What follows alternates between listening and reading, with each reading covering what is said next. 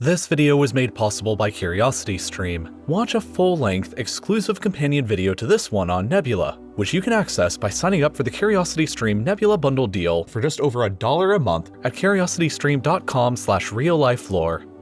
This region of the world goes by many different names, but the Middle East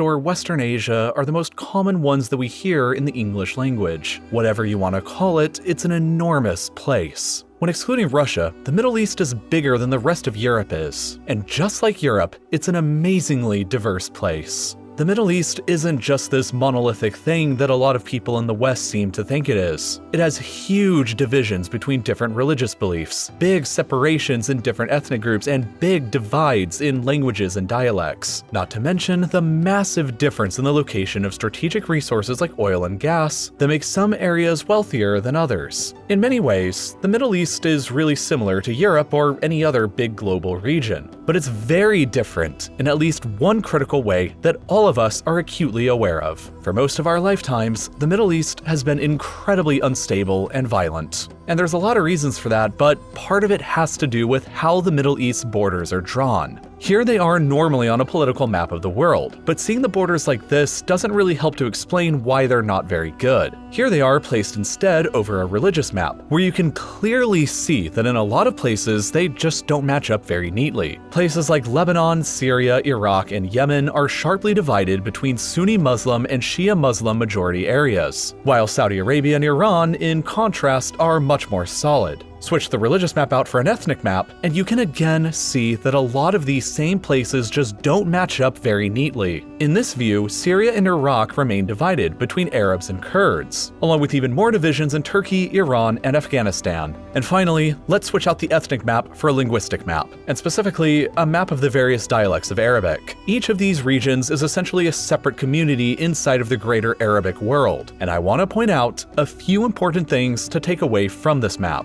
First of all, the entirety of Egyptian Arabic is fully located within the country of Egypt. This is very similar to Moroccan Arabic being almost entirely located inside of Morocco, and Algerian Arabic being almost entirely located inside of Algeria. The entire linguistic communities in all three of these examples are pretty much all located within the borders of an actual real country, and that's partially why they're all a bit more stable. But in a lot of other places in the Middle East specifically, just like with religion and ethnicity, the political borders of countries rarely line up neatly with the communal linguistic borders. The Iraqi, Levantine, North Mesopotamian, Gulf, and Najidi dialects of Arabic are all spread out across multiple countries, while Iraq, Syria, and Jordan are basically dialect mosaics. So, if most of the political borders inside of the Middle East don't line up with religious, ethnic, or even linguistic realities, then what are they actually there for? And why were they decided upon that way in the first place? The answer is, of course, because they were designed that way on purpose by people from outside of the Middle East in order to maximize the levels of chaos and unrest as much as possible.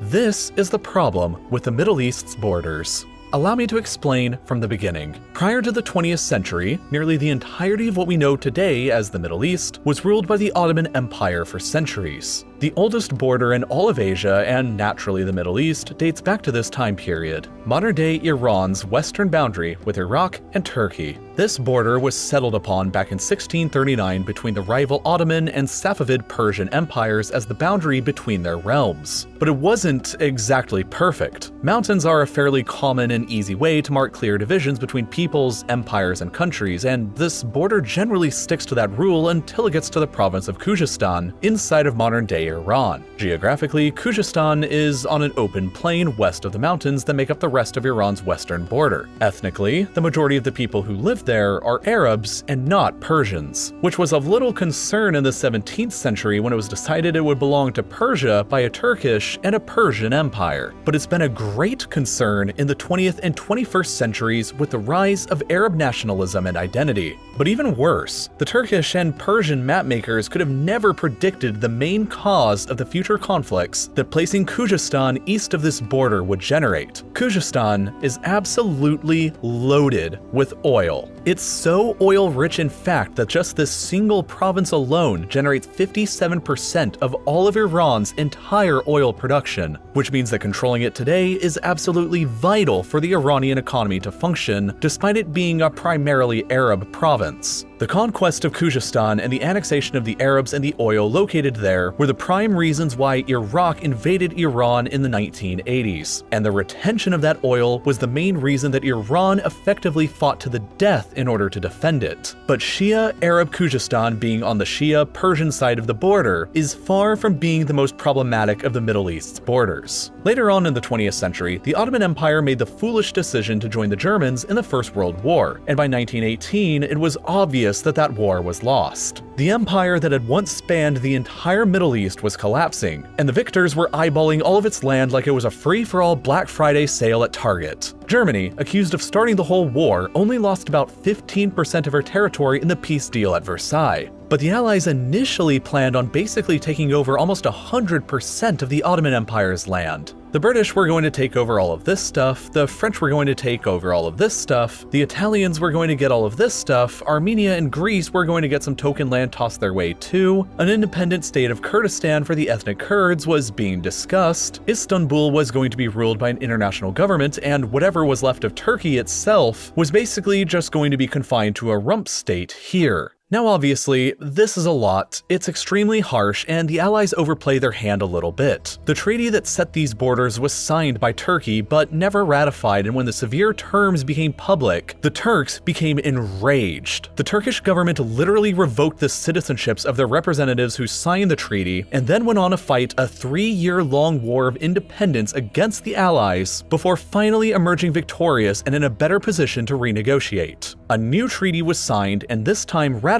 that largely established the borders of the modern-day Republic of Turkey. The European powers were pretty much kicked out of Turkey itself, but all of the lands that the Ottomans once controlled outside of modern-day Turkey's borders were pretty much relentlessly pillaged. In a secret treaty signed in 1916 while the war was still going on, the British and the French agreed to divide the Middle East between themselves. The British were to gain Mesopotamia, Palestine, and Transjordan, while the French were going to take over northern Syria and most of the Levant. The boundary between their colonies was drawn here and became known as the Sykes-Picot Line, after the British and French diplomats who signed the terms. This boundary between the old British and French colonies in the Middle East pretty much still remains largely intact today, over 100 years later, as the border between Iraq and Syria, and we all know how problematic that's become in the past decade. The Sykes-Picot Line was simply a device to separate British and French interests in the region, and was never meant to be used as something beneficial to the people who actually lived there. As a consequence, it largely cuts across various communal dialects of Arabic and has divided linguistic communities between two countries for over 100 years now. But the rest of the colonial borders that the Europeans came up with here were arguably much worse. Iraq's borders were drawn to keep Shia and Sunni Arabs as well as Kurds all locked together in the same state. The Shia make up the majority of the country and control nearly all of the oil in the south. But despite this, the minority Sunni dominated the Ba'ath Party that ruled Iraq from the 1960s until the fall of Saddam in 2003. The borders of Syria were also drawn in a way by the French to wedge the Shia and the Sunni Arabs as well as the Kurds all together into another divided country, and despite being the minority, the Alawites, an offshoot of Shia Islam, have effectively ruled the entire country for the past 40 years now. Despite being mostly Arab ethnically, Lebanon was also designed to keep the Sunnis, the Shias, and the Christians all sharply divided inside of the same country. All of these divisions were intentionally established by the British and the French in order to keep the people who lived there divided amongst themselves, so that they couldn't ever unite against their colonizers. The British and French would eventually leave, but the borders they drew that kept communities divided and separated remained.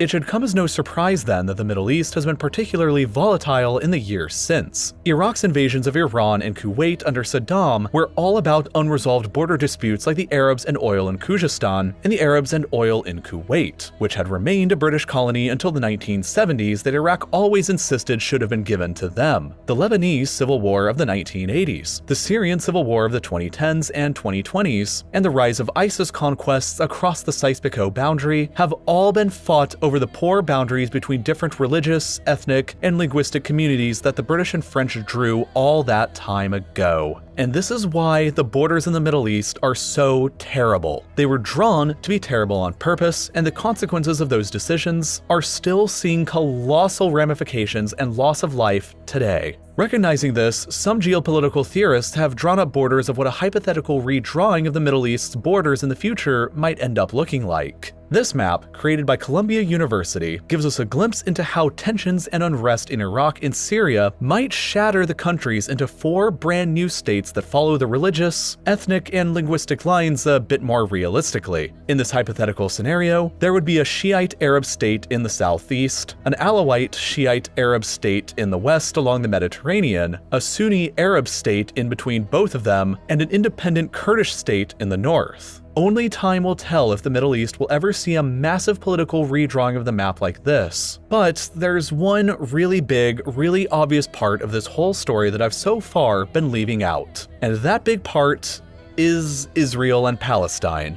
Look, I know how making videos on YouTube works, and I know that this video already has a really high chance of being demonetized and underpromoted by YouTube's algorithm. But once I begin talking about Israel and Palestine, it's a guarantee that this video isn't getting promoted to any of you or ever getting monetized. But I still really wanted to make a super detailed video anyway that was just as long as this one explaining how the Israel-Palestine border situation is the most complicated and controversial in the world. And so instead of uploading that video to YouTube, I've uploaded it exclusively to Nebula instead, which, as you've probably heard by now, is home to tons of exclusive, ad-free content from tons of your favorite educational creators. But the reason that I and others are able to put exclusive companion videos like this Israel-Palestine video over there is because of the way that Nebula works. It doesn't have an algorithm that punishes us when we want to make something controversial, or something that's different from our normal stuff, and the direct subscriptions from users help to fund both these and other projects, like our many